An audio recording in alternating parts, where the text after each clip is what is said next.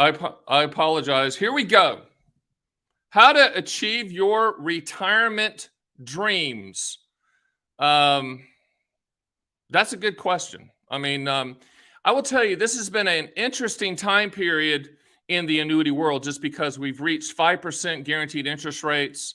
It's been a wild time for carriers trying to process the paperwork, etc. But when it comes to lifetime income, principal protection, legacy, long-term care, confinement care, annuities do provide those contractual guarantees that you're looking for. I've done a lot of recent videos on, if you could, Brielle, take that question down while I'm talking real quick. I've done a lot of recent videos on, income flooring and transferring the risk. I did one called "You've Won the Game. Why Are You Still Playing?" And I also am big on right now, retire from your job and retire from the stock market. I want people to think about that and really take that into account, that is actually, what we're doing. By the way, I'm still not sure that if everyone is on this, if you can see me and hear me, put in there. There you go. We're getting some people here. I really apologize. Kind of thrown off my game here a little bit. I'm just going to answer the questions, honestly. Here we go. Here's some of the questions that were on previously. If you want to put them up, Brielle, you can.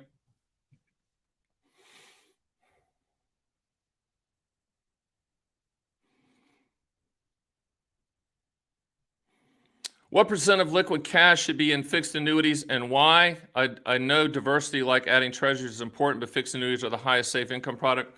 The annuity industry suggests 50% of your investable assets. I can push you up to 60% if you give me a reason why, and I can use bullets to get you there. But typically it's 50% total of your total investable assets. Okay? Next question.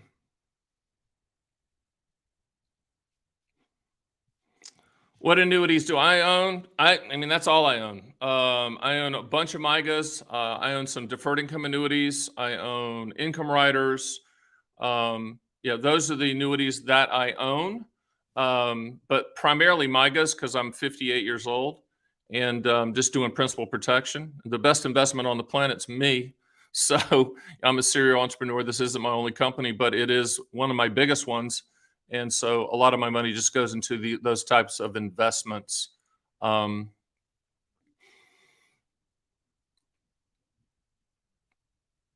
Owen, she just recently sent me an email about somebody else sold her an index annuity. She's asking me for the allocations and if those allocations are smart.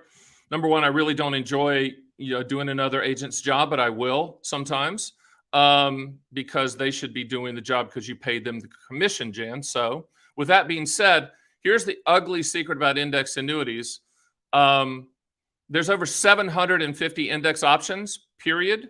And those index options are all designed to get a 2 to 4% return. So if you're thinking you're going to get market returns and someone told you that, you're not. You might 1 year, but the blended return is going to average around 4%, which is what's happened since 1995. So just throw a dart at it, my opinion, because they're all designed pretty much to do the same thing, regardless of what your agent told you. Next question. Fidelity offers MYGAs through 5 different companies. One of them is USAA. USAA, if you don't know what that is, that's a military. They serve the military. And by the way, if you have an account there, you are in the military. Thank you very much for doing that. We don't offer them. They're one of maybe 2 or 3 companies that we do not offer. I love them. They're great. Typically, though, they're not competitive, historically, with contractual guarantees. But if you go to our site and shop the calculators and shop the MYGA rates, and they're higher, then buy them. But typically, we don't see them being higher. But I love USAA. Next question. How do they set rates for fixed annuities? Fixed annuities, when we're talking about, there's many types of fixed annuities. There's immediate annuities, deferred income annuities, QLACs, index annuities, and MYGAs. Fixed rate annuities, CD annuities. Though I think you're talking about MYGAs, I'm assuming. Annuity companies do not focus on the Fed. And if you've watched the MIGA rates, you've seen that. You've seen that whatever Powell's doing is irrelevant. A lot of these companies have lowered their rates, and you got to say, well, wait a minute, Stan, he's raising rates, they're lowering rates. Why? And as I keep telling people, it's the capacity issue, okay? Meaning that when an annuity company gets in enough money, they will shut it down. They will close out an offering, or they'll lower the guarantees for it to not be attractive. So when Chairman Powell just recently raised rates, you saw a myriad of companies lower rates because they had reached capacity. Now, the answer to the question, the pricing model typically is there's annuity companies have legacy bond portfolios. Life insurance companies issue annuities, so they have life insurance products, they have lifetime income products, and then they look at the Fed. I would say at a maximum, the Fed is a 20% type pricing tool, but even we're seeing today that it's not even that. If they're getting in enough money, then they have no incentive to raise interest rates. So it's not linear. People call me all the time. Well, the Fed raised rates. Why didn't MIGAs go up? Because of capacity. They're getting overwhelmed with money, and they have no incentive to raise it. Now, what we do is we represent pretty much every single carrier out there, so that if they do raise, if one of these companies breaks out and raises rates, we have it. But the ones that lower rates, it is what it is. So these are commodity products. Remember that. Okay, next question. $400,000 in a Roth. I'm going to tap into that about 10 years. Does it make sense to park this Roth money in a 10-year MIGA? Maybe. It's interesting you mentioned that, Paul, because there's a lot of people that they're buying a 10-year lock-in. And right now you can get over 5% for 10 consecutive years contractually. Now, typically, I don't like locking in money like that long term, but if you're like me, I'm not sure that we're ever going to see these. I mean, I think these rates are fair. Who knows where they're going to go? The bell doesn't ring at the top or the bottom. So people call me all the time, say, Stan, where do you think rates are going to go?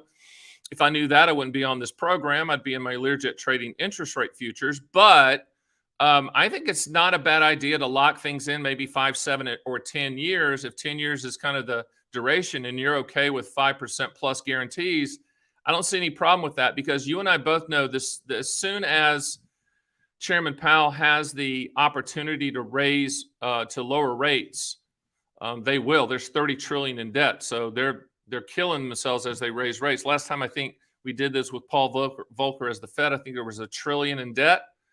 Now we're at $30 trillion, so I think 5% or more is fair. And if you want to lock it in for 10, I really have no problem with that, because I do think eventually they will lower them again. Next question.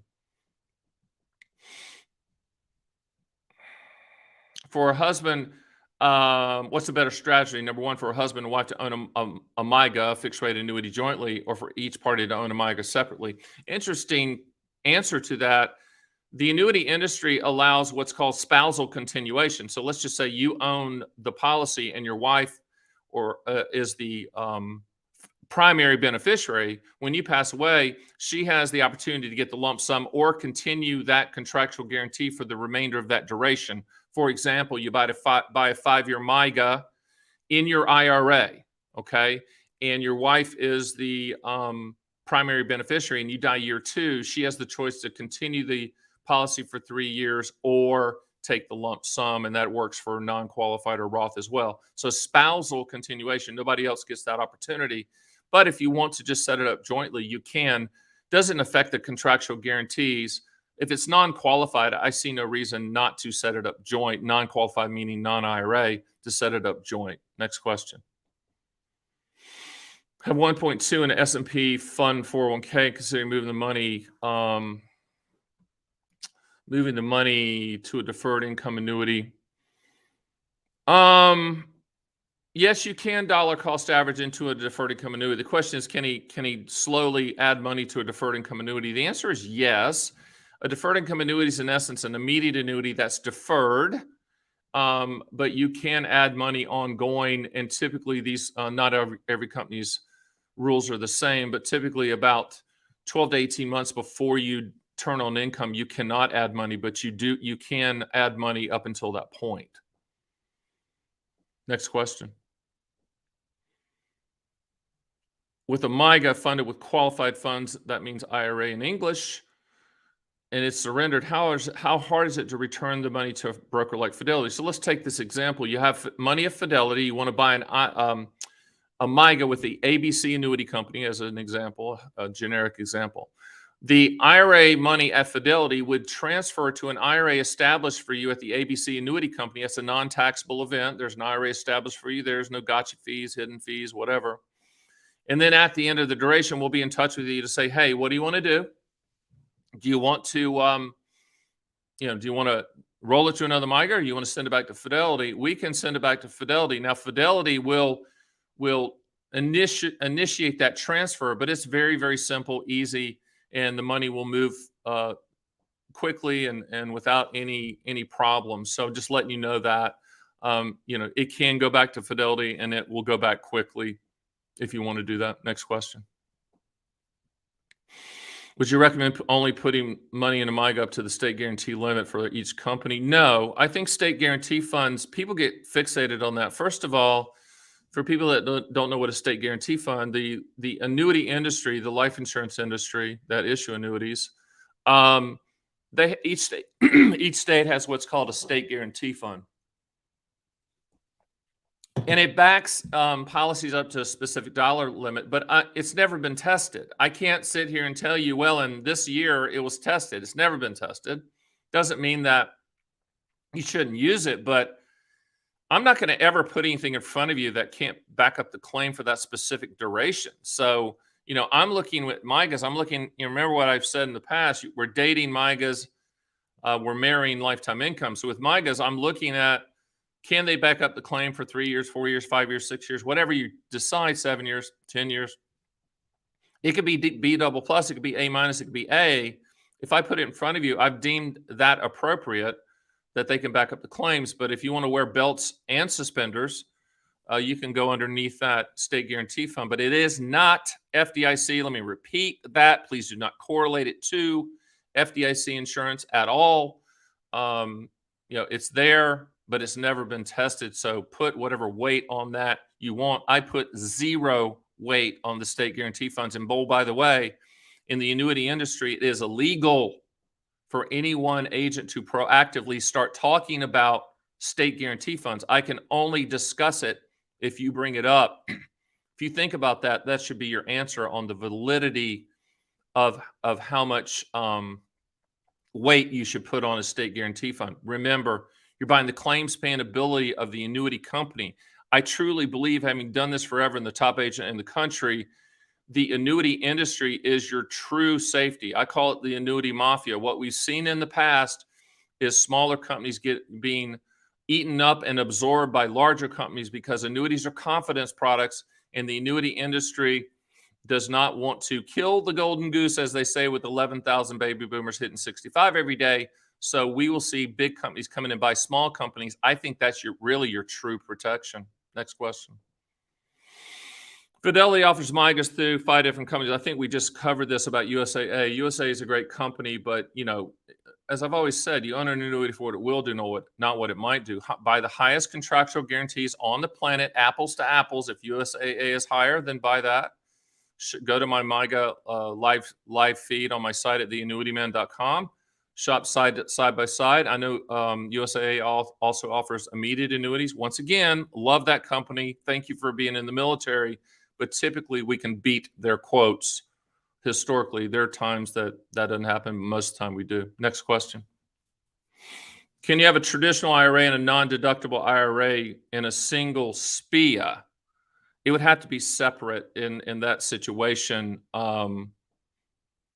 But, you need to call me on that one. I need a little bit more information. Go to my site at theannuityman.com and schedule a call. By the way, at this point in time, most of the time you're going to get me. In the future, you're not. We do have, we have a large company. We're probably the biggest seller of annuities in the world.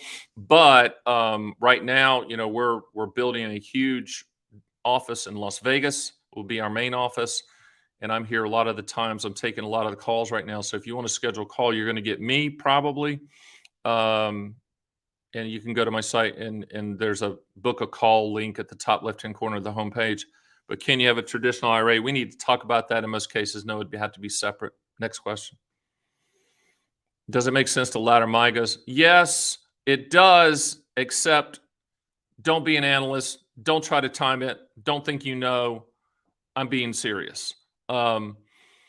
Since we are over the 5% guarantee on most durations, 3, 4, 5, and out, I'm not sure laddering right now makes as much sense as the previous question of locking in a little bit longer term.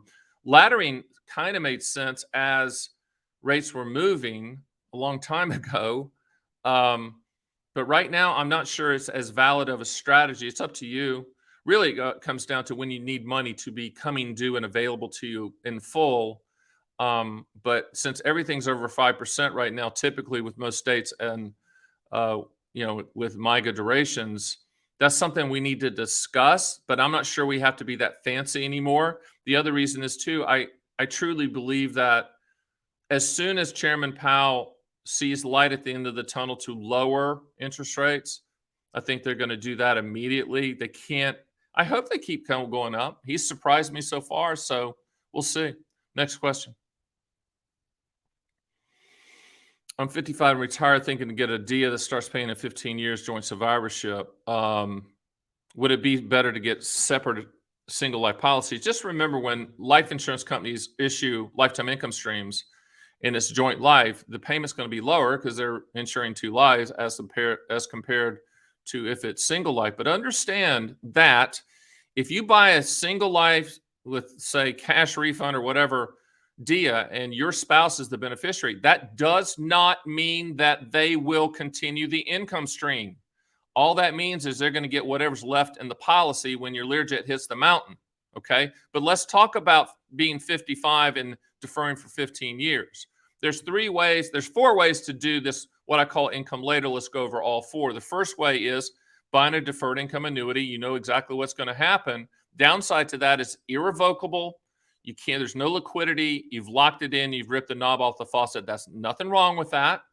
The second way to do is what's called income riders attached to typically index annuities. We don't care at all about index annuity growth. We just use that as a delivery system. Once again, income riders, you can turn on the income stream at a future date and know exactly to the penny what that would be. Third way to get from 55 to 70 to turn on the income stream in this situation would be to buy MIGAs. Let's just say in this case, you buy 3 consecutive 5-year MIGAs and just keep rolling it, fixed rate annuities. And at the very end of that process, you buy an immediate annuity. That's what I call MIGA to SPIA, by the way, strategies. That's a way to control your assets, strip out all the fees, and have the ability to pivot if things change between now and then. And then the last way to do it is wait 15 years to buy an immediate annuity. All 4 work. None are better than the other, but you just need to know the limitations and the benefits of buying a DIA versus buying an income rider versus buying MIGAs and converting it to an immediate annuity. Obviously, something that we need to discuss in detail. Let me run those quotes. Let my staff and I run those quotes for you so you can make an informed decision. Next question. Given today's inverted yield curve environment and the Fed rates raises expected into much of 2023, wouldn't it make more sense to build a T-bill ladder? Listen, I just did a video called Principal Protection Trifecta, where I just pounded the table loving, treasury bills and CDs and MIGAs, one of which I sell MIGAs. So yeah, I'm okay with you doing T-bills if that's what you want to do. And that's what you feel, go with your gut instinct. There's nothing wrong with that. If any annuity person says, don't buy a T-bill or don't buy a CD, come on, man, that's crazy. T-bills, treasury, CDs, and MIGAs are the trifecta of principal protection. Side note before we get to the next question, there's been a lot of you that's been upset that we haven't sent out our books. Just to give you a heads up on that. First of all, we send them for free, and that's my call because I really want you to be informed. Secondly, we typically get 500 to 1,000 requests every single month to ship those books, and we have done that for years and years and years. The last 3 months, 5,000 to 6,000 each month. We've been back ordered a little bit. We're caught up with those back orders. So if you want to go to my site and fill out the free books, we will send them to you. No one will call, show up at your doorstep or mess with you or bug you. We'll send them for free. But we have caught up for the hopefully foreseeable future. But we've been inundated with free book requests, which is great because people are trying to get educated. But just giving you a heads up, my apologies, but it's hard to determine with my printer how much, we went years and years and years at 500 to 1,000, then all of a sudden it's like 5 times that. It was tough. And plus, if you can only imagine, paper costs right now are a little high. So it's been interesting. So, okay, let's go to Tom's. Did we do Tom's? Go back to Tom's. Did we do Tom's question? Yeah, we did Tom's. I'm sorry. And then roll that to a larger term vehicle such as mine. Yeah, I haven't, Tom, the second part of your question, I have no problem with that. I think that's very pragmatic and smart. If you can manage the T-bills, then yeah, I have no problem with that at all. One of the things I hope sets me apart out here, and I think it does, the fact that I play a mean flying V guitar, you see those in the background. I don't really, but I try. Is that I will tell you not to buy an annuity. I'll tell you when your strategy that doesn't involve an annuity makes sense. I mean, I tell the truth. I mean, transparent. It is what it is. You heard me say, my grandfather said, just tell the truth. You don't have to remember anything. In Tom's situation, T-bills, yeah, do it. Like it. Go for it. Next.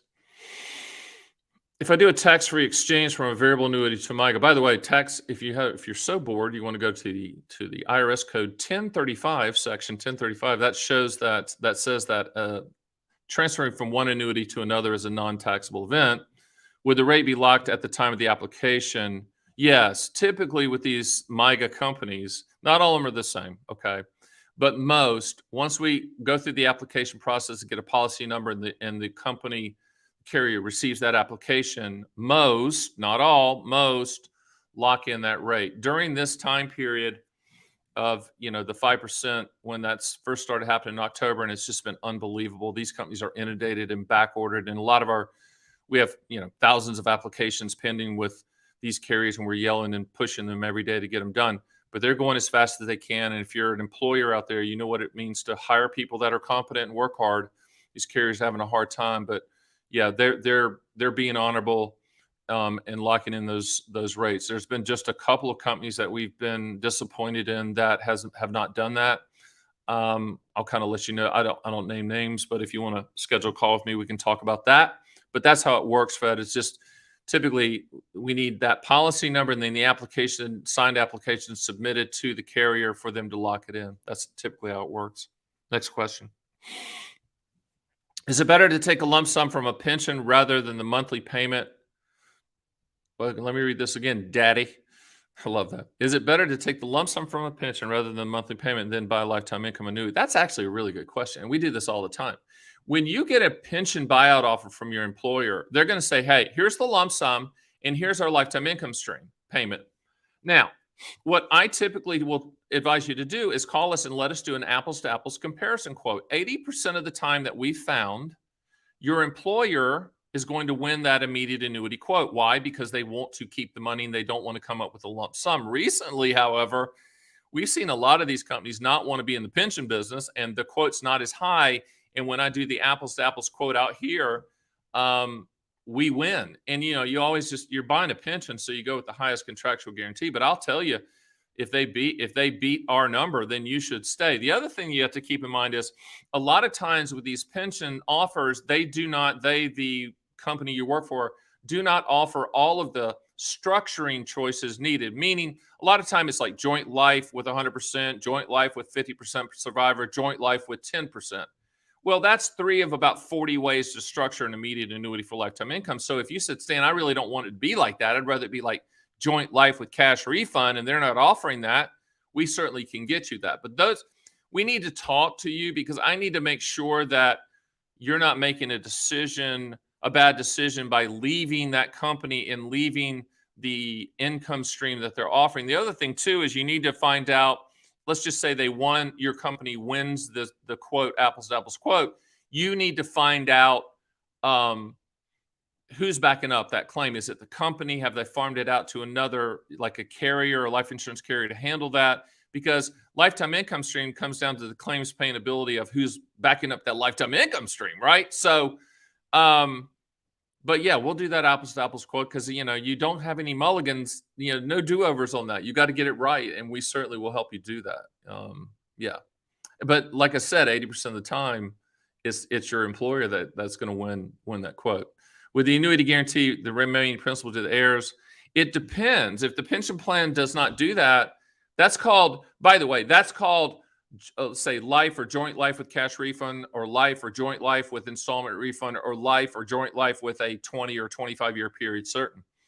Those will fully protect the principal, and 100% of any unused money will go to someone in your family. The evil annuity company will not keep a penny of it. I say evil in jest. But if they're not offering that, then it makes sense to transfer that lump sum, and let us shop for that specific structuring choice that you're talking about. Okay. Next question. Can annuities be bought or transferred to a DF donor advised or fund? I don't think so. But that's a tax question for a CPA and a tax lawyer. But I'm just going to go out on a limb and say, I don't think so. Maybe, but I don't think so. One more caveat to that question, though.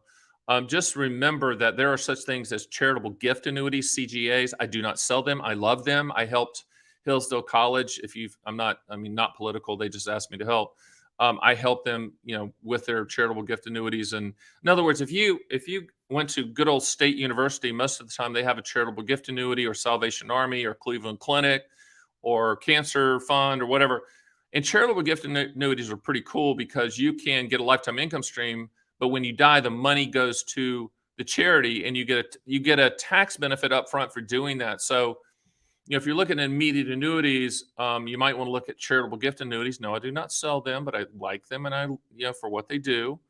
As an alternative, if you are so philanthropic, or I had a guy call the other day. It was pretty interesting. He goes, I'm looking at immediate annuity, but I'm also looking at maybe a charitable gift annuity. So we talked about it, ran the immediate annuity quote, and it was high. It was higher than what he was looking at charitable gift annuity. But we started talking to him. I said, well, tell me about the charity. And he said, well, I had a heart replacement or something really, really drastic at Cleveland Clinic. And I went, I would rather you put the money with Cleveland Clinic, take just a little bit less in the payment. So when you pass away, that money goes to Cleveland Clinic. And he agreed with me. I just, there might be a situation where there's a charity that you really feel strongly about. And plus he got a tax benefit as well. So just throwing that out as an alternative.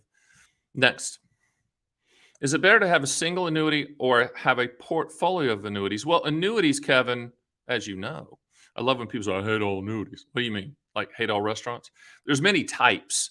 So, there's annuities for lifetime income. There's annuities for principal protection. There's annuities for long-term care. There's annuities for legacy. So it really kind of depends on what you're trying to do. I always ask people two questions. What do you want the money to contractually do? When do you want those contractual guarantees to start? And then the acronym I use for you to determine if an annuity even fits is the acronym PIL. Principal protection is the P. I stands for income for life. L stands for legacy. Other L stands for long-term care, confinement care. So if you really don't need to solve for one or more of those items in the PIL contractually, you don't need an annuity. Notice I didn't put growth. I'm begging you on my hands and knees at 6'6", 220 pounds, former guard for the University of Central Florida. Sorry about that. What was I saying? Never mind. Forget it.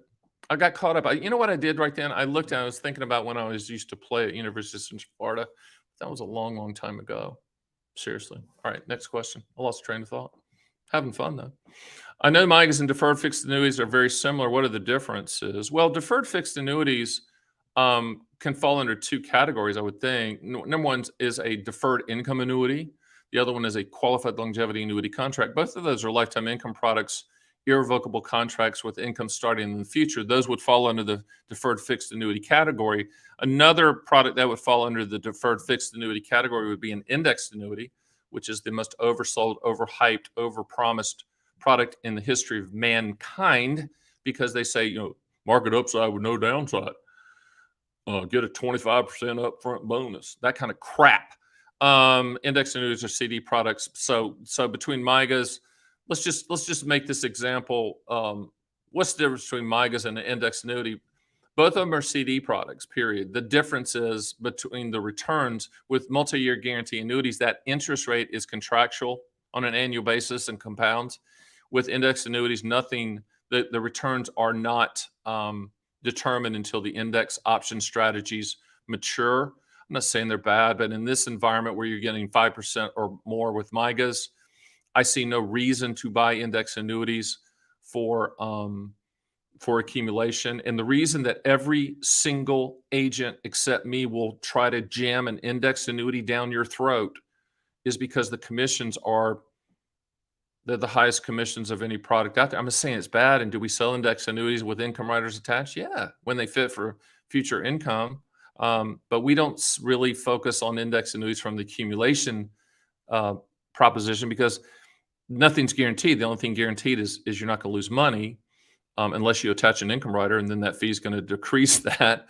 But we just truly believe that MIGAs, multi-year guarantee annuities, are a better way to go about growing your money contractually, period. Next. Are SPIA rates going up with inflation? Let's talk about that, Ed, real quick. First of all, there's not an annuity on the planet. I want you to listen. I want everyone to just really listen to what I'm getting ready to say. There's not an annuity on the planet that truly addresses inflation. I know that you're going to hear agents say, well, if this index goes up, it addresses inflation. No. Annuity companies have the big buildings for a reason. If you want to put a cost of living adjustment increase on an income stream, the annuity company just drastically and severely lowers the income amount, the starting income amount, as compared to the same annuity without that increase. Now, when Ed's talking about our SPIA rates going up with inflation, immediate annuity rates, which he's talking about, are primarily priced on your life expectancy or life expectancies of joint at the time you take the payment. Interest rates play a secondary role. Interest rates play a secondary role. Interest rates play a secondary role. Please, God, stop everyone out there trying to time it. Here's the other thing, too. Just like with MIGA rates, we talked about capacity. My apologies to asking God for that because never mind. My wife is like, shut up, don't say that. With immediate annuities and all annuities, for instance, let's just say you're a 70-year-old and you're getting a life with cash refund. A lot of companies want the 70-year-olds with a life with cash refund, but once they have enough, according to their actuaries, they'll lower the guarantee. In other words, it's about capacity, even with immediate annuity rates, which is why we pretty much offer all companies. So some companies reach capacity, some don't, some won't, the 70-year-old or whatever in this case. The point of the matter is buying annuities is like buying a plane ticket. If the plane's full, then there's no more tickets. They lower it or they take it off the board. We had a situation this week where a carrier that had a life with cash refund, the highest in the country, pulled it to the point where if you tried to run a life with cash refund with them, they didn't offer it anymore because they had filled that tranche. This is such a teachable moment right here. I need you to understand there's no linear thinking with annuities. There's no linear thinking or correlation with what the Fed does or the 10-year Treasury. There's no way for you to truly track it and look at historical. It all comes down to how much money the annuity companies want to bring in for your specific structuring of your immediate annuity. And once they hit that bogey, they're going to take it off the board or lower it so it's not it's not attractive. The good news is with our calculators, we're quoting pretty much every single carrier out there. Okay, we talked about USA, they're not one, but the vast majority, so that companies that do want to fill their tranche with your age range is, if it's life or joint life, then we're going to have that higher contractual guarantee. I hope the reason I wanted to stay here and stick the flag in the sand is people look at annuities and try to figure it out with some type of arbitrage or sweet spot to buy it. It doesn't exist. The bell doesn't ring at the top, and we do not know from these companies when they've hit their bogey or when they filled up that tranche for the specific age ranges or life expectancy that you're trying to achieve. All it comes down to is we got to quote all carriers, because at all times there's going to be some carriers that want your age range or whatever structuring mechanism you're putting in place for the immediate annuity. But do they go up with inflation? No. Do they go up with rates? No. Can they? Yes. How about that? Here you go. Next question. Is the benefit of risk pooling significantly reduced with a higher percentage of customers elect a refund of principal? No. No. With that being said, really the question that I'd like to reframe it as, hey, Stan, does life only, okay, does that pay more than life with cash refund? And let me explain life only. Life only is when your Learjet hits the mountain, money goes poof. When you walk across the street and the bus hits you, money goes poof. And for all the idiot advisors and journalists out there that go, I'd never buy an annuity because when you die, money goes poof and the insurance company keeps the money. Might be the dumbest statement of all time, most uninformed, and they just need to stop talking because, like I said previously, there's over 50 ways to structure this. So life only is going to pay higher than life with cash refund in most cases, not all cases, in most cases, because you're shouldering some of the risk. With cash refund, installment refund, or life with 20, life with 25, you're not shouldering any of the risk. You're transferring all the risk to the annuity company saying, hey, pay me as long as I'm breathing, even though I'm on a ventilator. And when I die, you, the annuity company, doesn't get to keep any of the money because that's how I structured it. And my family gets whatever's left over. So life only is going to pay more than life with cash refund. So getting to your question, it just kind of depends on your age. We're seeing right now, I ran a quote the other day. The guy said, I want life only. I said, that's fine. My joke is, if you hate your kids, get life only. The other joke is, fly first class because your kids will, if you don't. But we ran life only and life with cash refund. And for whatever reason, life with cash refund was higher than life only. Makes absolutely no mathematical sense. But that's why we quote everything. And why is that? Going back to a previous question, it's because that company or companies are trying to fill that life with cash refund tranche, and they're being aggressive about it. That's actually a really good thing for you to remember. Next, I'm single, and if I enter a nursing home, will Medicaid just take my monthly pension and SPIA check, or will they force total liquidation? This is a great question, but it's also a tax lawyer question, a state tax lawyer. Do not ever take tax advice from an agent or an advisor that's not either a tax lawyer or a CPA. And if a CPA is advising you on your money, they should not be doing that. They should just be doing taxes and being a CPA. But in most cases, the immediate annuity, you can't get to it because it's an irrevocable contract. You're ripping the knob off the water faucet. And in this case, the water faucet means income. So it's coming. Okay. So, in this case, if you're thinking about that type of Medicaid type planning, nursing home type planning, need to see an estate planning tax lawyer, and there's possibility of setting up trusts, et cetera, like that to address this. But the immediate annuity is a turnkey lifetime income stream. And, as I always say, there's 3 phases to retirement: go, go, slow go, and no go. We have to start preparing for slow go and no go. Nod your head, high five. And immediate annuities for lifetime income do that for that. So I just encourage you to, start doing your research and spend some money and go see a state tax lawyer and say, this is what I'm thinking based on your federal law and your state law, the best way to go about it. The easiest part of the whole equation is buying the immediate annuity. The hardest part of the equation is setting it up properly in order to buy it. Okay, next question. I took a lump sum payment from my employer. Okay.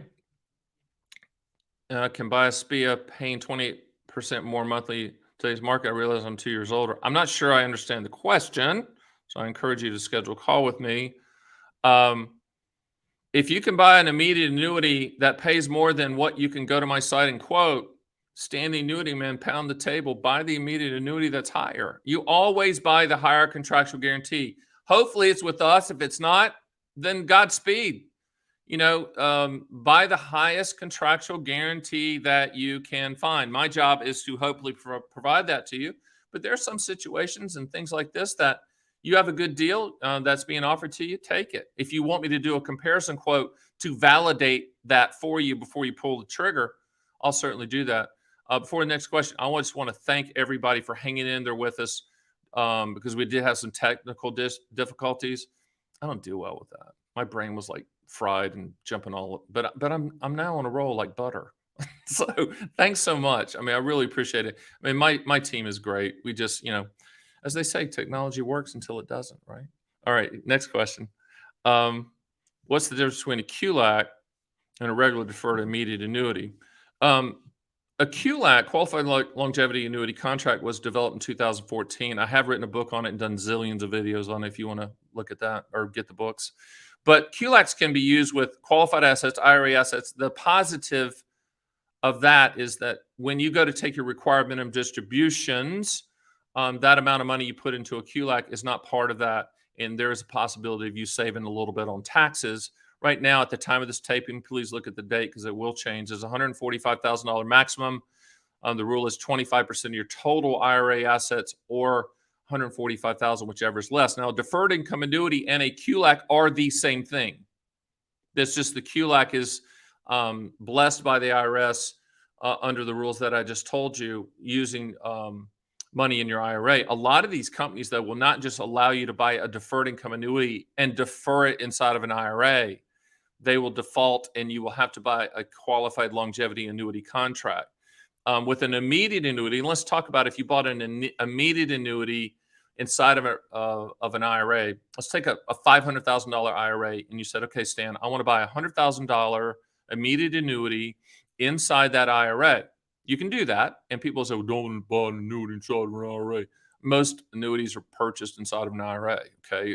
You're just buying the contractual guarantees. But the income coming from that immediate annuity fully satisfies the RMDs for that immediate annuity amount. So that income coming from that $100,000, that will be the RMDs for that $100,000 in the immediate annuity. You cannot use any overage from that income coming from the immediate annuity to apply to RMDs for the non-annuity assets. So let's just say, going back to that example, you have a $500,000 IRA, you buy a $100,000 immediate annuity, and you have the additional $400,000 in stocks and bonds and ETFs.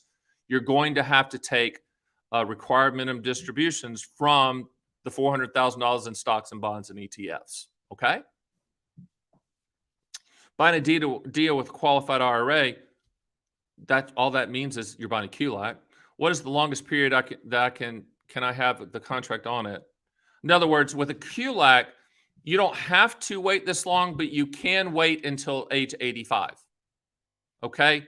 A lot of people think that you have to wait to age 85 with a qualified longevity annuity contract. And by the way, the primary reason that a lot of people buy QLACs inside of an IRA is to add their spouse as a joint lifetime income participant using your IRA assets.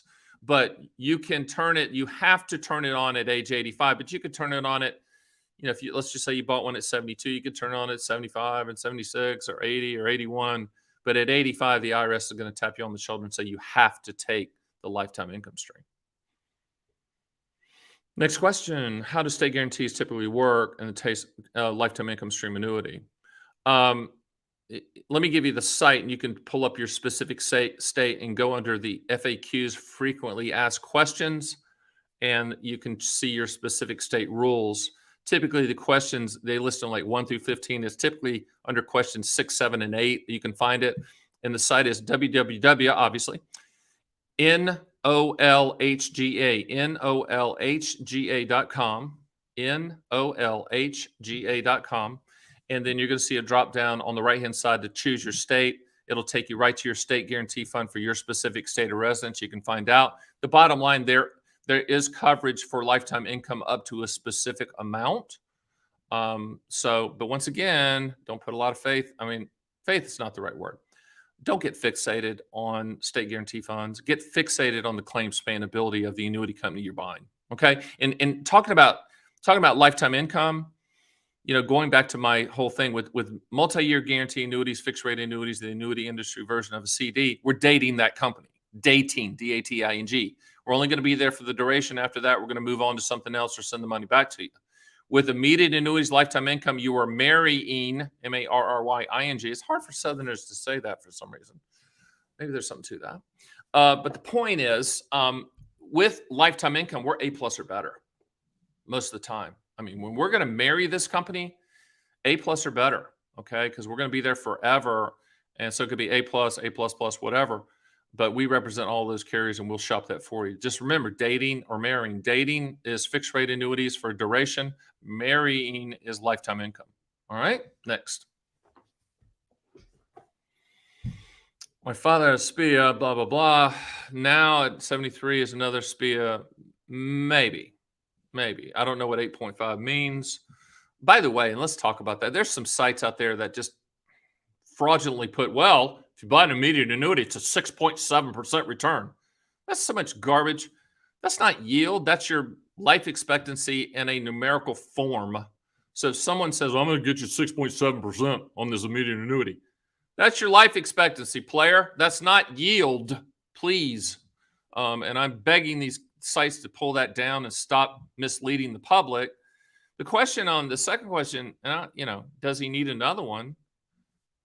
It's an easy answer. Does he need income? If you need lifetime income, then maybe you need an immediate annuity. Health has nothing to do with it. Immediate annuities are guaranteed issue, period. You could be drinking a bottle of Jack Daniels and smoking, 6 packs of Newports a day, menthol, of course, and they're going to issue it to you. So that's not the real question is, does your father need more lifetime income? And if so, how do you want to structure it? Do you want to make sure that if he dies early, that 100% of the money goes to the family? Those are the questions that need to be answered, not just does he need an immediate annuity? It's does he need more income? That also could come down to being a tax question. Will more income pop him to another tax bracket? Which leads me to the next statement is, please stop living your life. I say this after I just said this, but I mean it. Stop living your life around the tax laws. Please stop having the IRS dictate how you live. Just live. Go live, please. Life is fleeting. There's no U-Hauls behind hearses. Your kids are going to fly first class if you don't. Spend it, live it, enjoy it. Next.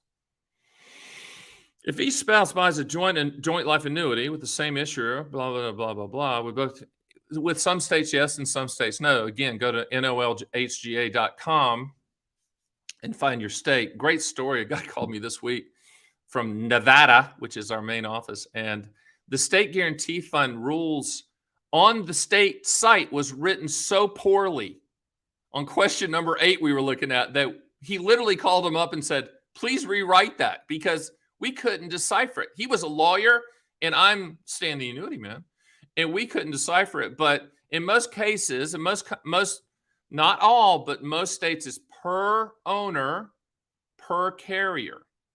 Okay. So in this case, the joint life, it wouldn't work because it's per owner, per carrier.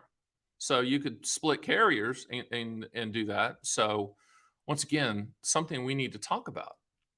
Go to my site, book a call. Let's talk about it. Next. Can you explain why I should buy a 3-year MIGA versus buy a 2-year note? Okay, great question. I'm so glad you asked that because I'm getting ready to do a video on this. Here's the rules. Write it down. 3 years and in, or let's just say 2.5 years and in, CDs and treasuries. 3 years and out, MIGAs. And the reason is that's where you're going to get the highest yield. 2.5 years and in, you're going to get the highest contractual yield with treasuries and CDs. And I don't sell treasuries and CDs. 3 years and out, right now, MIGAs have the highest contractual guarantee. So that's the rule. So why should you buy a 3-year MIGA versus buying a 2-year note? If you want to, if 2 year is your duration that you want to hit, buy the 2-year treasury. Seriously.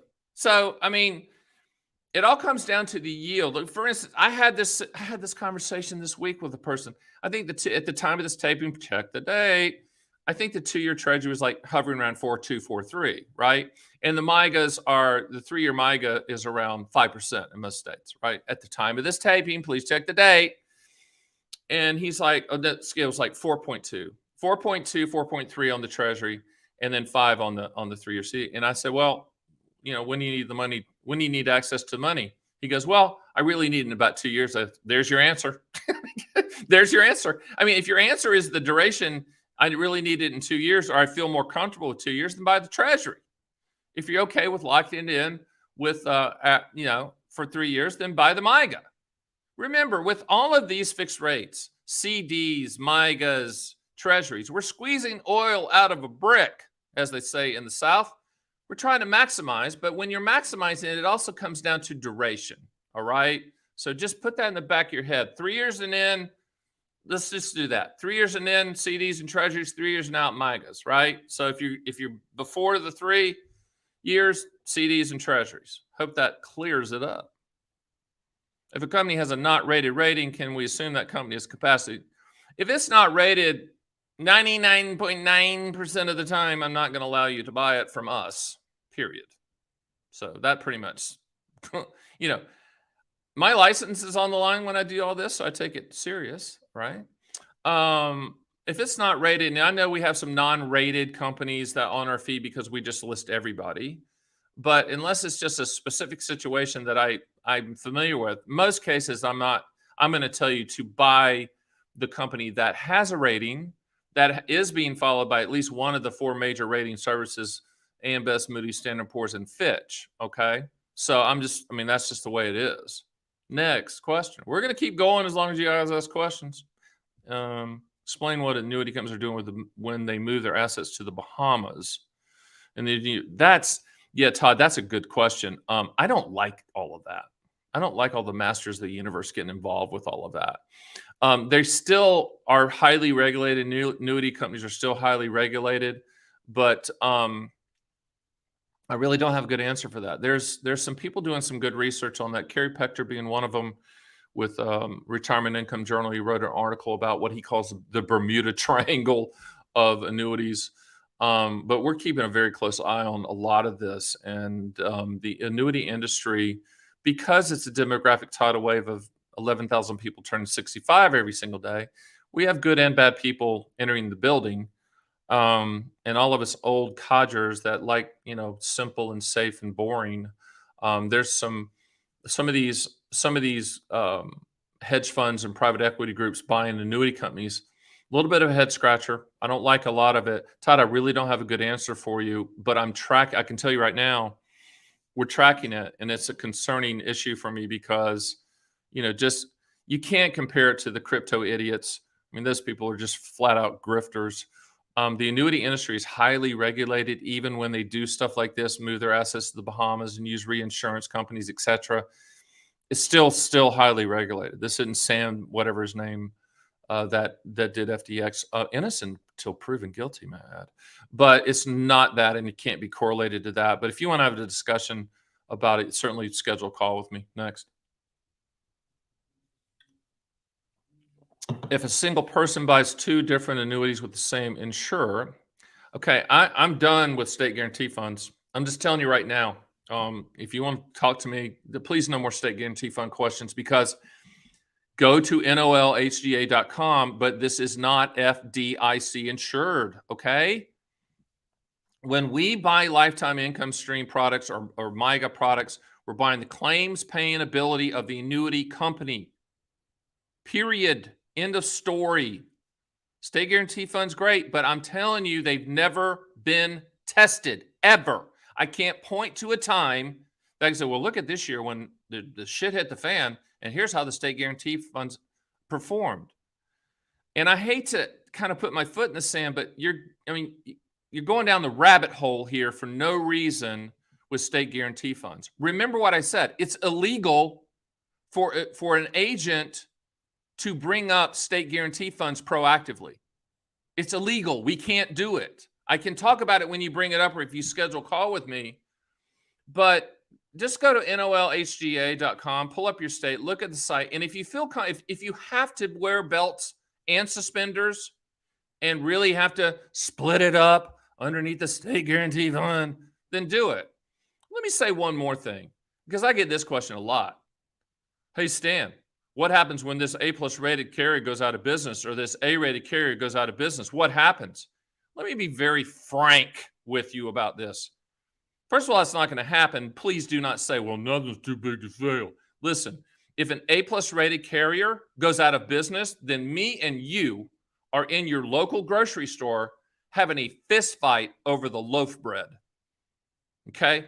So when you're talking about state guarantee funds, to me, that applies to B and B+ and those type of companies like that, which we don't sell typically.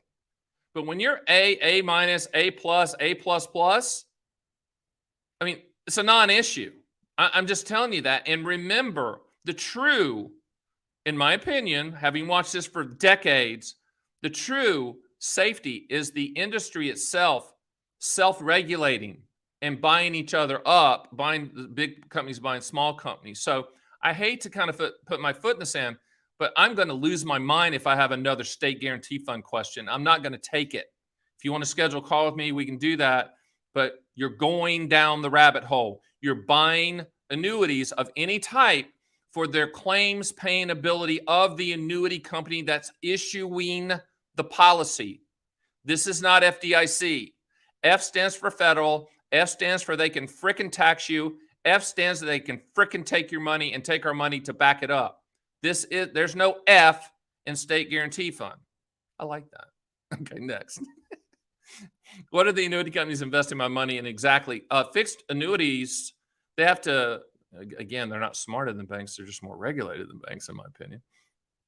They have to put your money 100% investment grade bonds and have it liquid day one for all fixed annuities, SPIAs, QLACs, index annuities, multi-year guarantee annuities. So that's what they're putting it in. Now, if you want to go down the rabbit hole of conspiracy of investment grade bonds, we can do that, but I'm not sure there's just no other thing, that to put it in. They're not putting it in crypto. I can guarantee you that, or any of the nefarious things like that. They are regulated heavily. Fixed annuities are regulated not at the federal level, at the state level. And then there's an organization called the National Association of Insurance Commissioners, NAIC.com, that oversee. Those are all the state commissioners, and they work together in conjunction and oversee everything. It's very, very highly regulated, period. Next. Can you buy joint MIGA? Yes. Yeah, and it's, again, yes, you can mitigate the surrender charges in case somebody passes away early, but you can also, because of spousal continuation, you can have that spouse be the primary beneficiary and they can continue the policy if you happen to pass away during that surrender charge period. But yeah, to make it very, very simple, in a non-IRA setting, you can have a joint ownership, and just, when one of you passes away, just the continuation of the policy will just remove your name from the policy. Next. Another podcaster. Well, first of all, why you're listening to other podcasters is kind of scary, but the vast majority of MIGAs, and I'm saying 90+% interest compounds. There are a couple things out there that are very, very misleading right now that we're not selling, that are simple interest. So the majority compound. The ones you see on my site are compounding. There are a couple out there right now that are simple interest. I've called those carriers and said, please stop doing that, because you'll see a simple interest number that's really high, but if you compare it apples to apples with compounding, they're playing word games. And I don't like when annuity companies, like upfront bonuses or simple interest, where they're trying to almost confuse the public and to get one over on the public to get more sales. That's the reason the annuity industry has a bad reputation. We need to stop that as an industry. But the other podcaster, love them, but you're talking to the number one agent in the world, so I know what I'm talking about. Next. Why isn't there more education on the index strategies with my annuity? He has an indexed annuity, obviously. First of all, there's over 750 at the time of this taping, check the date, index option strategies available with index annuities. Let me say it again, 750. And there's some indexes that are made up out of midair that haven't been around, and they're shown, this should be illegal. There'll be an index that you've never heard of, made up out of thin air, and then that agent will show you, well, if you'd owned it 10 years ago, this is what it would have done, and it's been around 6 months. That should be illegal. In some states it is. But the point is, I've written a book. If you haven't read my book on fixed index annuity owner's manual, I go over all of these strategies in detail and in English as only I can do. And I've also done a video on it as well. If you go to my YouTube video page, Stan the Annuity Man, under playlist and pull up just index annuities, I have a ton of playlists. I went over all of these strategies so that you can understand it. But let me say one more thing. You need to know this. When you buy an indexed annuity, the annuity company, listen to me closely here. The annuity company can change the rules on how those indexed annuity strategies are calculated. Let me give you an example. You buy a 10-year surrender charge with a 1-year index option strategy, point to point, whatever. Year 2, they can change it. So what are you doing? You're in essence buying a 10-year surrender charge with a 1-year guarantee. Index annuities are CD products, okay? You are not going to get consistent market returns, if at all. And if you do, and you look at the blended returns, it's not going to be what the sales, it never lines up with the sales pitch. And the reason that these index strategies, there's not a lot of education, is the people selling these and focusing on the market upside with no downside. They don't want you to know how it works. They don't want you to know that the rules can be changed. Now, I've written the book and done the videos on it just so to educate you. But once again, if you're looking for like accumulation value, MYGAs outperform index annuities, period. Because, give you an example, on a 10-year MYGA right now, time of this taping, you can get over 5%. Okay, I don't care what the index annuity is offering you right now, blended return of 5% every year, you would have to have the planets align themselves for you to get that. Are there exceptions? Yes, but I'm talking in a broad sense. We have no problem with index annuities, and we use them as an efficient delivery system for income riders, but these are not market products, period. And when I said the 750 index choices, guess what? Most of them, the majority of them, are designed to create the same type of CD type return. It's insanity.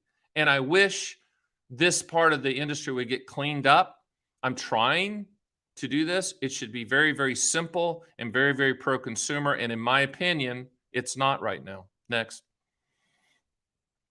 Even if you buy the highest rated annuity company with one company, is it better to choose additional high rated annuities with different? It depends on the company. If it's A+ or A++, there's no need to split it. I mean, I'm being serious. If you do, you're wearing belt and suspenders. If you want to do that, that's fine. But it really comes down to if it's A+ or better, there's no need to split it up, period, unless you just want to be fancy and you really believe that this state guarantee fund is just fantastic. That's fine if you want to do that. I respect whatever decision you're going to make because it's your money, not mine. It's your money. I'm just telling you that A+ or better, you do not have to split it. The only way that we would, I had a case this week.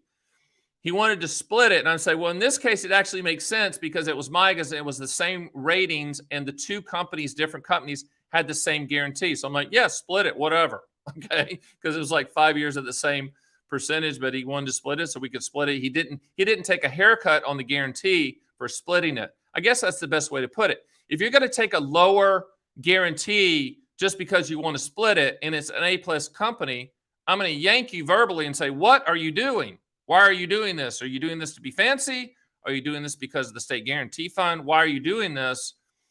But if it's the exact same guarantee with two different A+ or A-rated companies, then yeah, we'll do it. Next. Thanks for your expertise. Thank you, Church Legal Center. I have different deferred lifetime income annuities for retirement MIRAs. Are they subject to RMDs? Yeah, absolutely. They are, period. And I mean, that's yes. Next question. If I buy a MYGA to D in one state and then move to another state, good question. You're living in Texas, you move to Oregon. Nothing changes with the contractual guarantee. What changes is we're back there again. What changes is the state guarantee fund. If the state guarantee fund applies to your residence at the time that you're a resident. But if you bought it in Texas and moved to Oregon, then the Oregon state guarantee fund applies. But if you've bought it correctly with a good rated company, then it doesn't matter. Next. Years ago, purchased a variable annuity just in case. 99% chance of never being annuitized. Should it be 1035? Maybe. In these cases, I'd have to see like a recent statement, because remember, annuity companies have the big buildings for a reason and the logo on the plane for the reason, and that reason is they don't give anything away. And when they issue a policy, they make it hard to get out of. Let me give you an example. If you bought a variable annuity and you attach any rider to it, income rider, death benefit rider, all kinds of rider, if it said rider, attached benefit, that attached benefit does not transfer. So in most cases, like an income benefit rider, it's always going to be higher than the accumulation value of that variable annuity, which is the portion that would transfer. Okay. So with that being said, I just would have to see it to see if you're leaving too much benefit on the table, because in the annuity industry, I know you think it's the Wild Wild West. It is not. It is highly regulated. And when you transfer an annuity like this to another annuity, the receiving annuity company has to make sure mathematically that the annuity that they're offering offers higher guarantees than what you're leaving. And we have to do a side-by-side comparison, my team and staff, during the application process, proving that mathematically. So if you do transfer to another annuity, we have proven mathematically that it's in your favor. Now, warning shot here. If you go to anybody and with this right here, and they're selling index annuities, they're going to say the following fictitious and fraudulent phrase. Well, yeah, let's transfer it because this upfront bonus will make up for it. Illegal. Absolutely illegal. And if someone says they're going to transfer an annuity because of the upfront bonus to make up for surrender charges, that agent could lose their license. Bottom line is it's contractual guarantees versus the contractual guarantees where you are versus contractual guarantees where you're going, and where you're going has to be higher, period, on paper. Next. To be clear, love that. Did you say that if one has an IRA or inherited IRA, must take the RMDs, that they cannot put the entire in a MIGA because they're not? I didn't say that. I said MIGAs. I mean, annuities in general, you take your investable assets. If you have $500,000 in investable assets, IRAs, Roth IRAs, non-IRAs, bank accounts, savings accounts, the annuity industry suggests half as a maximum in all different annuity types. So 250 out of that 500. With inherited IRAs, that's a whole different ball game because of the Secure Act. And that's something we need to talk about, because not all annuity companies will accept inherited IRAs. Hello. So that's something we need to talk about. If it's an IRA, you're going to have to take RMDs from it, etc. Could you put all of your money in a MIGA? If it's less than 50% of your investable assets, the answer is yes. And there are what's called RMD-friendly MIGAs out there. We would attach you with that. But this is it's a tough question because you blended IRAs and inherited IRAs. Schedule a call with me. We'll dig in. Next. I heard that there are a few MIGAs that you would draw interest only, therefore it could be satisfied. Correct. I mean, yeah, there are MIGAs that are RMD friendly. Give you an example. I think this is what you're talking about. Let's just say your required minimum distributions when you first start taking it are 4% of your total IRA assets. I'm using this as an example. And the multi-year guarantee annuity at the time of this taping, let's just say you're guaranteed 5.5% annually, then obviously that math works. But what we typically do, because we are hoping you get older, is that we will attach you to a multi-year guarantee annuity that allows, say, up to a 10% penalty-free withdrawal if needed, in case you need to take more than the interest rate that's being guaranteed within that MIGA to satisfy your RMDs. Next. Can you explain what RMD-friendly MIGA does? Yeah, what it does is that it will, RMD-friendly means that the MIGA will adjust and you can take RMDs from that asset without incurring penalties. I guess what is the best thing, RMD-friendly. Not all of them are, but most of them are. And if RMDs, if you plan on taking required minimum distributions from that MIGA asset within your IRA, will attach you to ones that will be RMD friendly. Now, let's talk about RMDs real quick, and I'm sure all of you know this, but I'm going to say it anyway. When you take RMDs within your IRA assets, you don't have to take it in proportion. I mean, the IRS doesn't care where you take it from. They just want their percentage. So it could all come from a MIGA, or all could come from a mutual fund or a stock. They don't care. They just want their percentage. You don't have to take it in proportion. So when you buy MIGAs, you need to let us know. Yeah, I am earmarking this asset for RMD, so it needs to be RMD friendly, and then we'll help you with that. Next. Please explain again to everyone close to retirement to look at annuity instead of the lump sum in retirement. Many folks have been brainwashed to hate annuities. Yeah, the interesting part about that is everyone on this call, every single person already owns an annuity. It's called Social Security, period. And it's the best inflation annuity on the planet, which I always laugh because people are like, oh, I hate all annuities. Okay, great. Call Social Security and cancel your payments because that's an annuity. It's this great inflation annuity because politicians raise the inflation part of it, not an actuary. Which that's the reason I always say commercial annuities. There's no perfect solution for inflation. You already own the best inflation annuity on the planet. But when you're close to retirement, and you're getting offered a lump sum by a company and also an annuity, we need to run comparison quotes, etc. But annuities in general, when you're looking at retirement, chapter 1 of your life is the accumulation phase of 401ks and stocks and bonds and all that stuff, and you're trying to grow your money. Chapter 2 of your life has to be about your lifestyle, okay? And it might mean retiring from the market. A lot of people right now are realizing they have enough money that they never have to touch the principal. And between treasury, CDs, and MYGAs, they can just peel off the interest and live off the interest and never touch the principal. That's winning the game, in my opinion. Why are you still playing in the markets? But that's your call. There's just many different annuity types. I blame the industry for not having a succinct message about annuities. That's why I'm here. That's why I'm number one, because I can get that to people in a very simple and easy to understand method with all of these annuity types so that you can understand what you're buying. That's the reason I wrote all the books. That's the reason we've done over 800 videos. That's the reason I do podcasts every other week. That's the reason we do this live event every month. That's the reason we're available to you for calls, etc. That's the reason we have calculators 24/7, 365, is that annuities are contractual guarantees. And most people going into retirement need contractual guarantees. And to pile on, annuities for lifetime income, that's the only product on the planet that will pay as long as you're breathing, even if you're on a ventilator. So people say, what's the ROI on a lifetime income stream? I don't know that until you die. You shouldn't care either because you're getting a lifetime income stream. Next question. If I buy a 3-year MYGA for $200,000, how much of that goes into the MYGA? 100%. Let's talk about fees real quick. All annuity commissions are built into the product paid from the annuity company's reserves. Okay, so if you put $200,000 in an annuity like a MYGA, multi-year guarantee annuity, you're going to see $200,000 go to work for you. Did I get paid? Yes.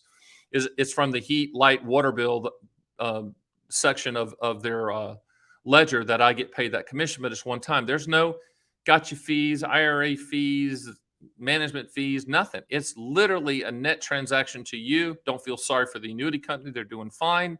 But there's really no cost, but you do have to understand that there is a commission. Typically with MYGAs, they average anywhere from 1% to 2% of the total. Once again, built in, you never see it, but it's a one-time commission paid to the agent. We just sell more than anyone on the planet. I love simplicity. I love annuities that you can explain to a 9-year-old, no offense to 9-year-olds, because simple is good, boring is good, contractual is good. That's what we do. That's what a MYGA really is. Next. I believe that's all the questions we have. Any more? We're going to give you a 5, 4, 3, 2, 1. But this has been fantastic. Once again, thank you so much for hanging in there with us early. We're annuity experts. We're not technology experts. And by the way, this will be on a replay as well. Last question. This is it. Any strategy for investing RMDs from inherited IRA into another annuity ladder may not be enough money? I would say no in this case. I would buy CDs with it in this specific situation with an inherited IRA. But we can help you with inherited IRAs if you want to. And there's some really, really big AA+ companies that are doing a good job. The ones you've heard of with inherited IRAs. So schedule a call. Let's close it out here. It's been an hour and 15 minutes of fun and rapid fire. I really appreciate you hanging in there with me. Again, I had a little bit of a brain fry early, but I was good. I recovered, and this was fantastic. I thank you so much. We'll do this again next month. We might have another technical glitch, but as you know, we are persistent and we will survive. My name is Stan, the Annuity Man. You go have a great day and a great weekend. And happy holidays, and I'll see you next month on the Annuity Man Live. Thanks.